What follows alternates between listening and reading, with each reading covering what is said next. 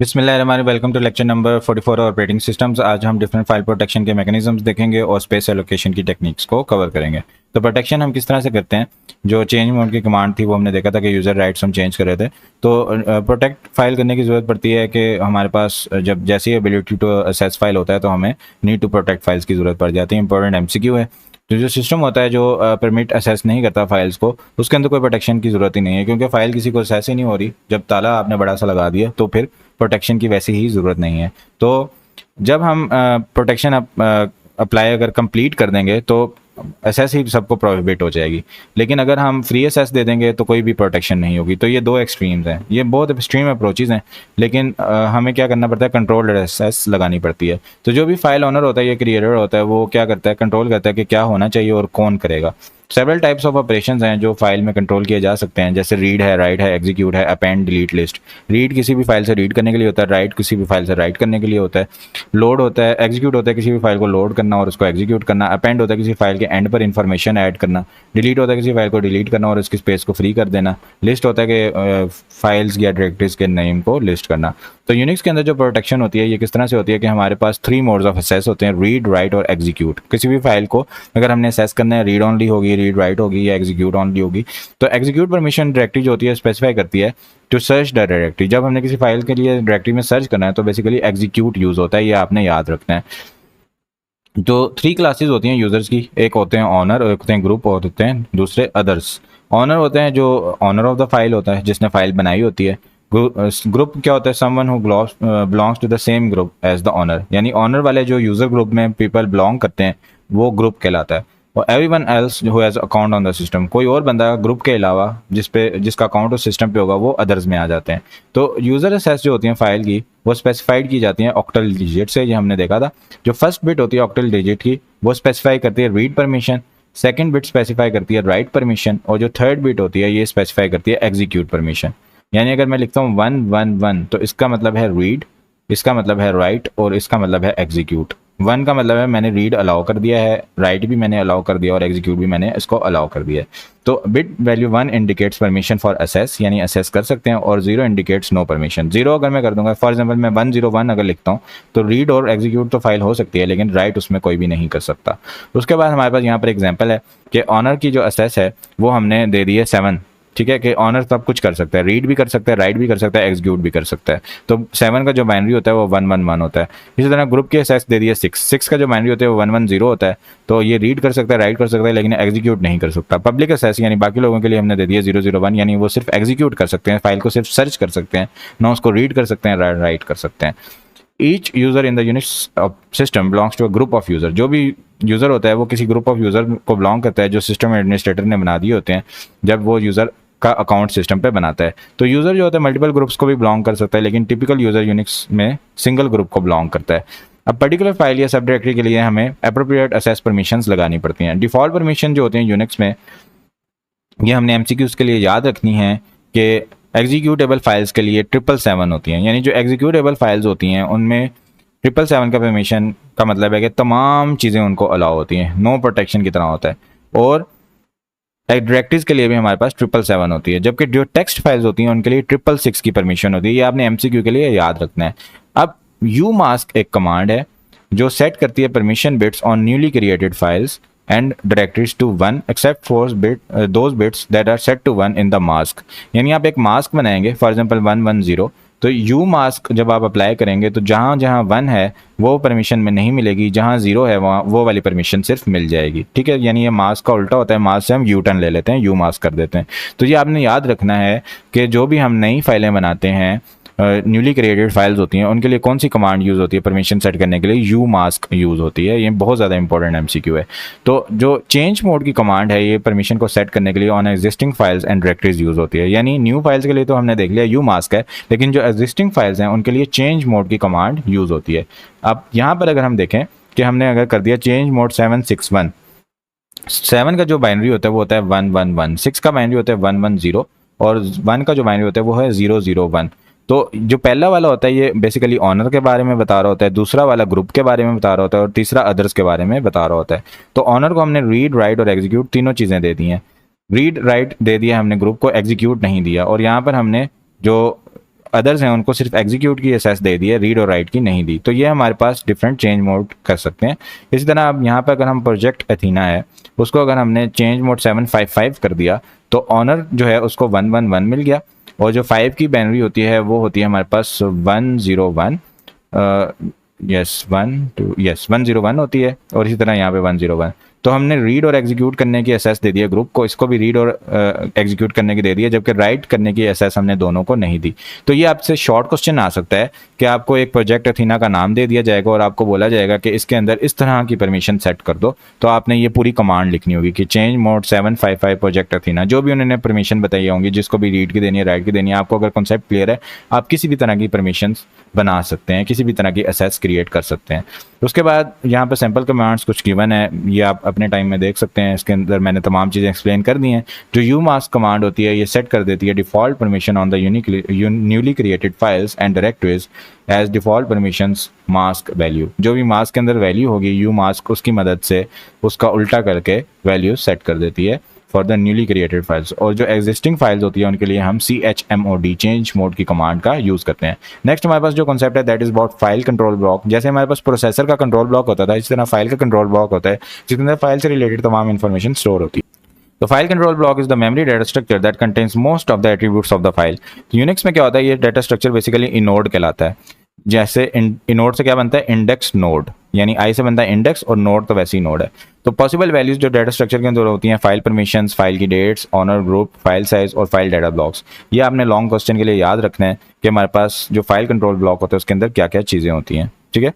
तो हमारे पास जो मेमोरी डाटा स्ट्रक्चर होता है उसके अंदर अपर लेवल जो डाटा स्ट्रक्चर्स होते हैं वो ज़रूरत पड़ती है फाइल सिस्टम सपोर्ट के लिए। क्या क्या किन किन चीज़ों की ज़रूरत पड़ती है फाइल सिस्टम के लिए? एक तो हमारे पास पार्टीशन टेबल होना चाहिए जिसके अंदर इन्फॉर्मेशन होती है तमाम माउंटेड पार्टीशन की, कि क्या क्या पार्टीशंस बनी हुई हैं, सी ड्राइव बनी है, डी बनी है, ई बनी है। उसके अलावा हमारे पास इन मेमोरी डायरेक्टरी स्ट्रक्चर होता है जिसके अंदर डायरेक्टरी एंट्रीज होती हैं, डायरेक्टरी इन्फॉर्मेशन होती है रिसेंटली एसेस डायरेक्टरीज की। फिर हमारे पास एक ओपन फाइल टेबल होता है कि जो फाइलें हमने ओपन की हुई होती हैं सिस्टम में उस वक्त वो ओपन फाइल टेबल के अंदर स्टोर होती हैं, जिसके अंदर पॉइंटर्स होते हैं टू द FCB यानी Unix inode of the each open file. और उसके अलावा हमारे पास फाइल कंट्रोल ब्लॉक होता है जिसके अंदर फाइल के तमाम एट्रीब्यूट स्टोर होते हैं, और पर प्रोसेस फाइल डिस्क्रिप्टर टेबल होता है। ये हमने मिड टर्म के सिलेबस में देखा था कि ये क्या चीज़ होती है, कम्युनिकेशन के लिए ये यूज़ होता है पर प्रोसेस फाइल डिस्क्रिप्टर टेबल, जिसके अंदर पॉइंटर होता है the appropriate entry in the system wide open file table as well as other information. तो इसको आम अल्फाज में डिस्क्रिप्टर टेबल भी बोल देते हैं। उसके बाद हमारे पास यहाँ पर कनेक्शंस हैं जो various in memory data structure के अंदर शो किए गए हैं कि जब यूजर स्पेस ने कोई फाइल ओपन की तो वो ओपन फाइल नेम भेजेगा, तो डायरेक्टरी स्ट्रक्चर में जाएंगे, उस फाइल को सर्च किया जाएगा डायरेक्टरी के अंदर, और फिर उसके बाद फाइल कंट्रोल ब्लॉक का एक पॉइंटर हमारे पास रिटर्न हो जाएगा इन द सेकेंडरी स्टोरेज। इसी तरह हमारे पास अगर कर्नल मेमोरी के लिहाज से देखा जाए तो हमारे पास रीड किया यूज़र ने और इंडेक्स पास किया, तो हमारे पास जो पर प्रोसेस ओपन फाइल टेबल है वहाँ पर वो फाइल का कंट्रोल ब्लॉक का एड्रेस आ चुका था, उसने वहाँ से उसको असेस किया, system wide open file table में वो गया, वहाँ से डाटा ब्लॉक्स जो भी फाइल के असेस करने थे वो कर लियो, और फाइल कंट्रोल ब्लॉक ने तमाम डिटेल दे दी कि कौन कौन सी चीज़ें आपने असेस करनी है, फाइल का क्या नेम है, क्या लोकेशन है, क्या मॉडिफिकेशन है, क्या सब कुछ है। ओवरऑल अगर हम इस फिगर को देखें तो हमारे पास क्या होता है, एक फाइल डिस्क्रिप्टर होता है और पर प्रोसेस फाइल डिस्क्रिप्टर टेबल होता है जिसके अंदर फाइल की एंट्रीज हुई होती हैं, जो भी फाइल हमारे पास अवेलेबल होती है। फिर हमारे पास एक फाइल टेबल होता है जिसके अंदर फाइल्स के लिहाज से डिटेल्स होती हैं। फिर एक इंडेक्स नोट टेबल होता है और वहाँ से आगे फिर फाइल के कंटेंट्स हम रीड कर सकते हैं। उसके बाद आपने ये याद रखना है कि जो ओपन कॉल होती है ये फाइल नेम पास करती है टू द फाइल सिस्टम। जब एक फाइल ओपन की जाती है तो डायरेक्टरी स्ट्रक्चर जो होता है ये सर्च किया जाता है for the given file name and files inode, यानी डायरेक्टरी स्ट्रक्चर के अंदर सर्च किया जाता है फाइल के नेम की मदद से कि फाइल कहाँ पड़ी हुई है, और फाइल का इनोड भी सर्च किया जाता है, ताकि यूनिक्स में तो देखें हमने देखा था कि डायरेक्टरी स्ट्रक्चर में डायरेक्टरी एंट्रीज में डिटेल स्टोर नहीं होती बल्कि सिर्फ इनोड नंबर होता है, तो वो इनोड नंबर फाइल का सर्च किया जाता है। जो भी एंट्री होती है वो पर प्रोसेस ओपन फाइल टेबल के अंदर बना दी जाती है जिसको फाइल डिस्क्रिप्टर टेबल आम अल्फाज में बोला जाता है। तो with a pointer to the entry in the system wide open file table, जो system wide open file table होगा उसकी तरफ पॉइंट कर रहा होगा पर प्रोसेस ओपन फाइल टेबल, जैसे हमने ऊपर फिगर में देखा। और जो system wide open file table होता है इसके अंदर पॉइंटर होता है to the current location of the file, यानी जो ऊपर फिगर है ये तमाम यहाँ पर इंग्लिश में बस लिखा हुआ है। जो ओपन कॉल होती है रिटर्न कर देती है index for the appropriate entry in the पर प्रोसेस फाइल सिस्टम टेबल, और जो तमाम फाइल ऑपरेशंस होते हैं ये इस इंडेक्स के जरिए से परफॉर्म किए जाते हैं जिसको आसान अल्फाज में फाइल डिस्क्रिप्टर बोला जाता है, या फाइल डिस्क्रिप्टर टेबल भी बोल सकते हैं। अब हमारे पास जो नेक्स्ट कॉन्सेप्ट है that is about space allocation method, which is very important for the short question के किस किस तरह के हमारे पास एलोकेशन मेथड होते हैं। 3 कॉमनली यूज मेथड हैं जो फाइल को एलोकेट करने के लिए, स्पेस एलोकेट करने के लिए यूज होते हैं। एक है कॉन्टिजियस एलोकेशन, जिसके अंदर इकट्ठी एक साथ स्पेस दे दी जाती है। दूसरा हमारे पास लिंक्ड एलोकेशन है, जिसके अंदर हम डिफरेंट जगहों पे स्पेसेस देते हैं और उनको आपस में लिंक कर देते हैं। तीसरा हमारे पास इंडेक्स लोकेशन है, जिसके अंदर क्या करते हैं कि स्पेस डिफरेंट जगहों पे दी जाती है, उन्हीं एक जगहों में से एक जगह ऐसी होती है जिसके अंदर इन तमाम जगहों के एड्रेसेस रख लिए जाते हैं। ये हमारे पास इंडेक्स एलोकेशन होती है। इसको बुक में डिटेल में देखते हैं, मैंने आपको ओवरऑल समरी बता दी है कि हमारे पास जो कंटीजियस एलोकेशन मेथड होता है, इसके अंदर क्या होता है कि ईच फाइल को कंटीजियस ब्लॉक्स चाहिए होते हैं ऑन द डिस्क, और जो डायरेक्टरी एंट्री होती है ईच फाइल की, उसके अंदर स्टार्टिंग ब्लॉक नंबर होता है और फाइल साइज होता है। क्योंकि एक साथ इकट्ठा पड़ा हुआ है तो सिर्फ स्टार्टिंग से यानी बेस से और लिमिट से हमें पता चल जाता है कि फाइल कहाँ कहाँ पर पड़ी हुई है। जो डिस्क एड्रेस होता है ये डिफाइन कर रहता है linear ordering on the disk. इस ऑर्डरिंग की मदद से हम एज्यूम कर सकते हैं कि सिर्फ एक जॉब होती है जो जिसको असेस कर रही होती है, assessing B+1 block after the B, यानी B के बाद हमने B+1 ही करना होता है क्योंकि कंटीजियस मेमोरी एलोकेशन हुई होती है। Normally requires no head movement, इसके अंदर हेड मूवमेंट बहुत कम होती है। जब हेड मूवमेंट तभी नीड होती है जब हमें पूरा ट्रैक एक चलाना हो, यानी हम बिल्कुल एंड पर पहुंच गए, दीवार के अंदर टक्कर हो गई, अब दूसरी तरफ से हमने स्टार्ट करना है, यानी ट्रैक के अब दूसरी तरफ जाना है, तभी हेड मूवमेंट की ज़रूरत पड़ती है। वरना जब एक के बाद दूसरा हमने चलाना होता है दीवार के पहुंचने से पहले, तब हेड मूवमेंट्स की ज़रूरत नहीं पड़ती। तो हमारे पास जो सीक्वेंशियल और डायरेक्ट असेस होते हैं ये सपोर्ट कर दिए जाते हैं कॉन्टिजियस एलोकेशन में। डायरेक्ट असेस के लिए हम block I of the file लेते हैं जो स्टार्ट होता है B से और इमीडिएटली असेस कर लेता है B+I को।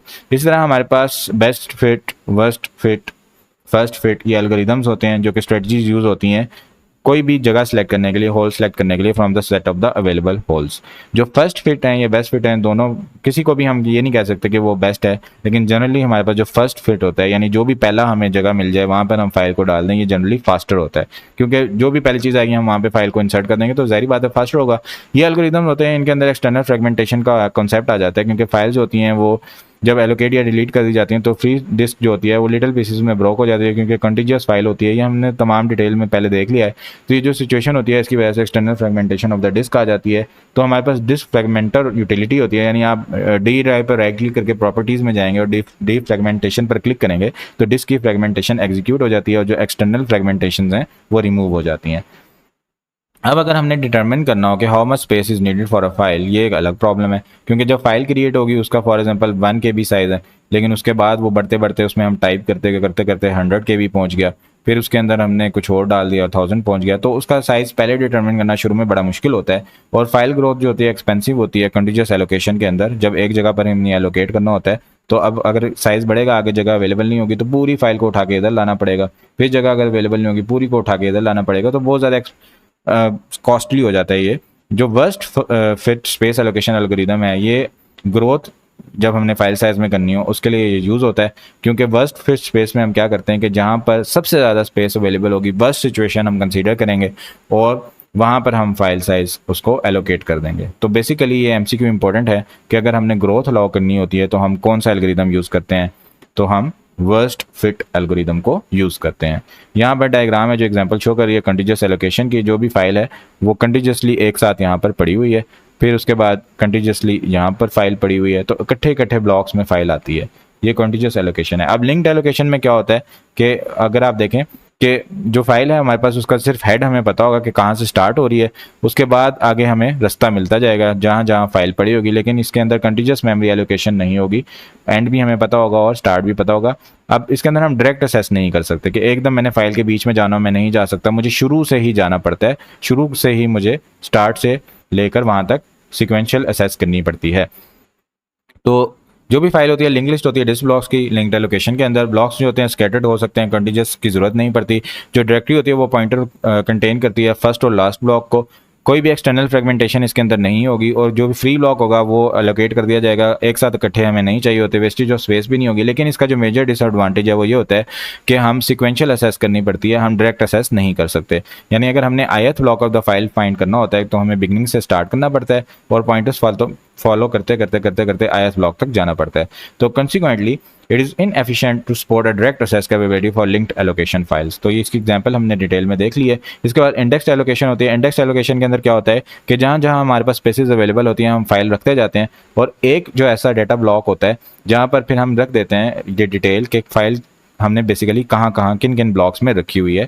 जो पहला होगा वो पहला ब्लॉक बता रहा होगा, दूसरा एड्रेस दूसरा ब्लॉक बता रहा होगा, यानी एक सीक्वेंस में ब्लॉक वाइज हम तमाम डिटेल एक डायरेक्टरी इंडेक्स ब्लॉक में रख देते हैं। तो ये डिटेल है। यहाँ से हम देखते हैं कि इंडेक्स एलोकेशन जो होता है ये पॉइंटर्स को एक ब्लॉक में ले आता है, जिसको डिस्क ब्लॉक बोला जाता है, इसको इंडेक्स ब्लॉक भी बोला जाता है। तो लॉजिकल व्यू रिलेशनशिप इंडेक्स और ब्लॉक का और फाइल डाटा ब्लॉक्स का यहाँ पर शो किया गया है। जो बेसिकली इंडेक्स टेबल होता है वो डाटा ब्लॉक्स को पॉइंट कर रहा होता है और ये एक सिंगल ब्लॉक के अंदर स्टोर किया जाता है।